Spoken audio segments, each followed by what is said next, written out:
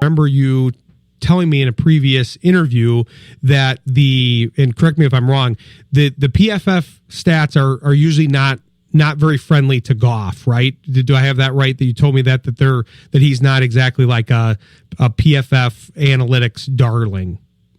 It depends on which stats you're looking at. Like, I think with respect to, like if you look at straight up, like, the grading of efficiency on plays, like, the EPA per play, which I'd say is the classic in the analytics world, like that I think is very friendly to Goff in just in terms of like, because the offense has been so efficient. When you start breaking down some of the, more, I would say, like granular aspects of quarterbacking, whether that's, like the big time throws and other things like that, that's where, because of, one, I would say like also I would say the types of aspects that relate to like, extending plays out of the pocket and other things like that like we know aren't necessarily Goff's strong suit. He doesn't show up as strongly as say some of the other quarterbacks that, can maybe elevate another system where things aren't working as well. But I also think there's like, I think at the end of the day, like if you're a team that's competing for a Super Bowl, the system's going to be pretty good. And it's almost more important to make sure to have someone who can not just like, like execute the system, but execute it at the highest possible level than it is to have someone like, say, like, I don't know, a Justin Herbert, who we know can maybe make a good team bad, but how much does he elevate, a bad team good, but how much can he make a good team great?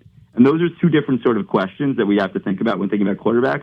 And we've seen Goff on multiple occasions make a good team great. So I think that, like, yes, he doesn't show up the highest in some of, like, these things are going to isolate particular abilities that he may not have, but he is, absolutely enough to get the Lions to the promised land. Like, at this point, and with this roster as stacked as it is.